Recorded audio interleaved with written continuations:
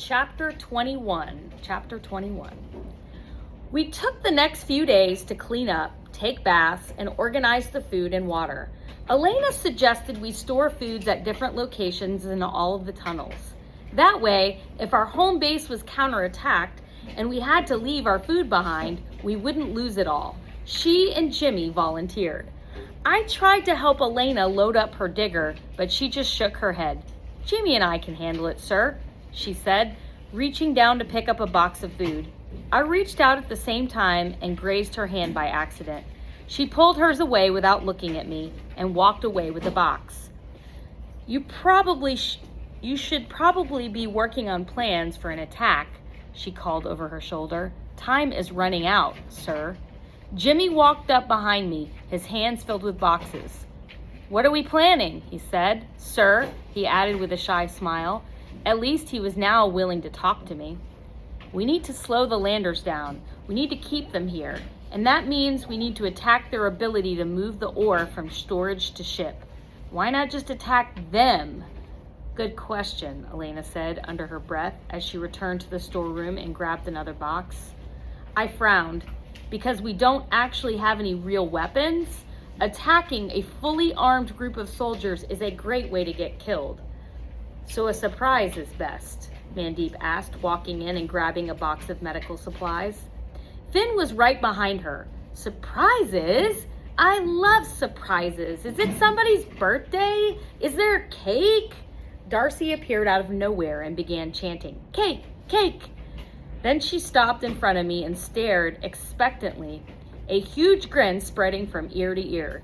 The mere mention of cake seemed to draw everyone else like a magnet, and within seconds, I was surrounded. "You know something?" Julio said. "I never had cake." "Me neither," said Nazim.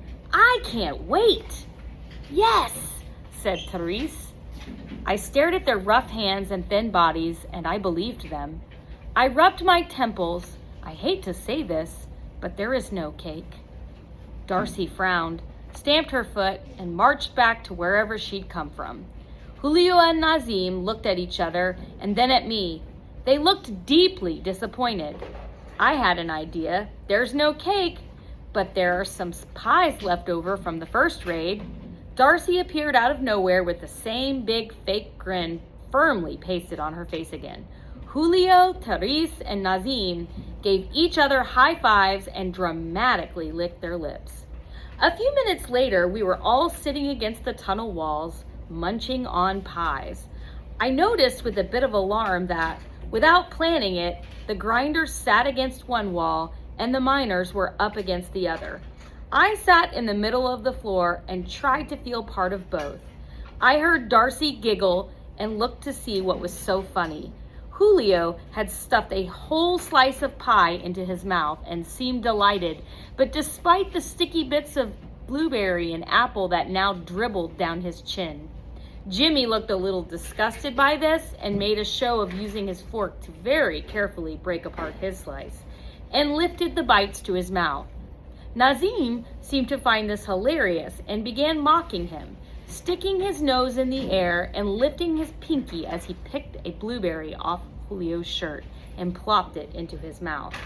Maria gave an audible gag and put her pie down. Therese and Fatima started laughing so hard they had to grab their stomachs.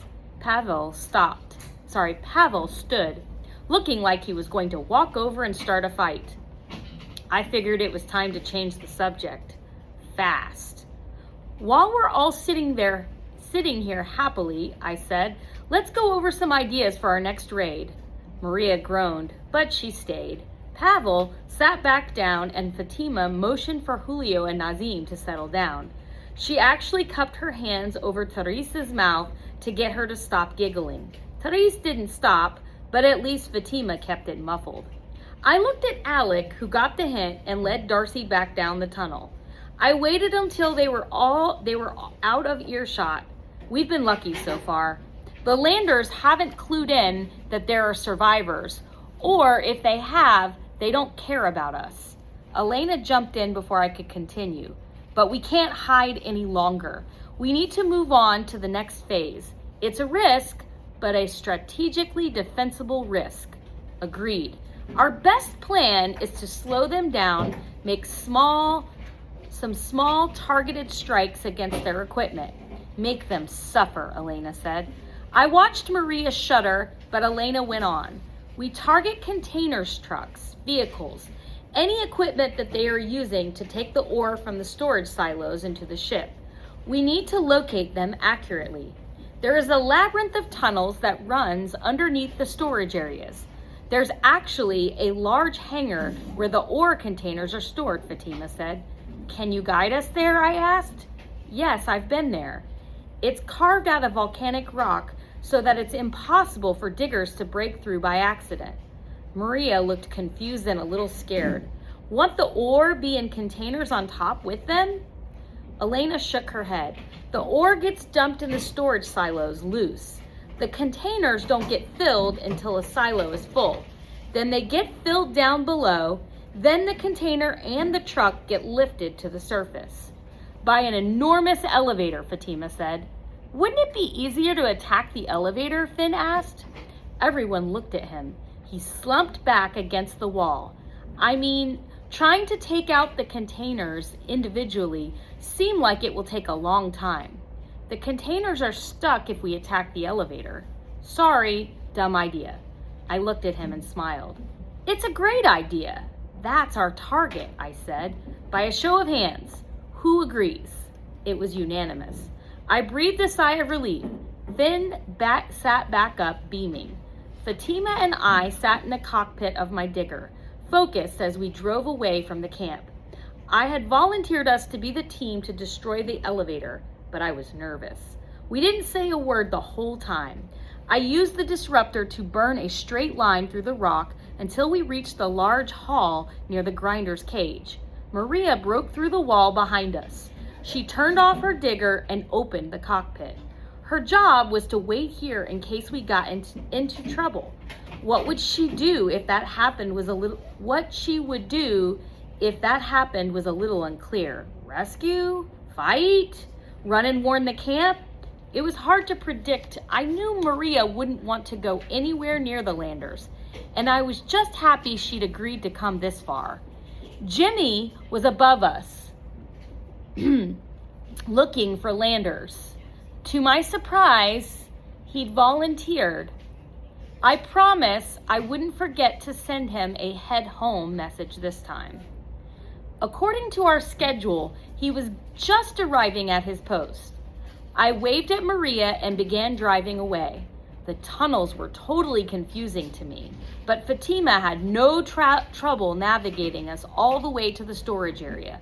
We drove down a narrow one until a red sensor began blinking on my screen. It was coming from a few feet ahead, through what looked like a wall of rock. The elevator shaft, Fatima said, grinning. It's picking up the movement. I turned off the engine and waited for the movement to stop. A few minutes later, the sensor went off and I tapped my microphone 2 times, waiting for an all-clear signal from Jimmy. Fatima, what will you do when you get back to Earth? I asked, trying to fill the time with something other than my racing heartbeat.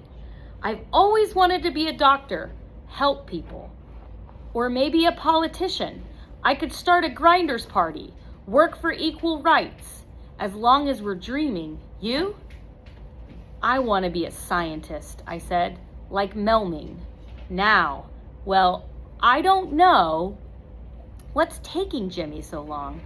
As if on cue, we heard 3 taps come through the speaker. I took a deep breath and turned on the engine. Don't blow anything up, Fatima said, giving my hand a squeeze. I eased the digger forward. We reached the concrete shell of the elevator shaft, and I fired up the disruptor. It was too noisy in the cockpit to talk, so we watched the rock ahead of us split apart. Finally, we broke through just underneath the floor of the elevator compartment. The disruptor shut off. We turned and smiled at each other. I drove forward and buried the nose of the digger into the elevator's giant hydraulic piston. Oil and metal flew all around, clanging off the walls and covering the cockpit window with thick black goo. We can't see, Fatima yelled. No worries. I flicked a switch and a tiny infrared camera in the hood turned on. It sees through all the stuff using heat and radiation. A screen showed us what was happening outside as the digger continued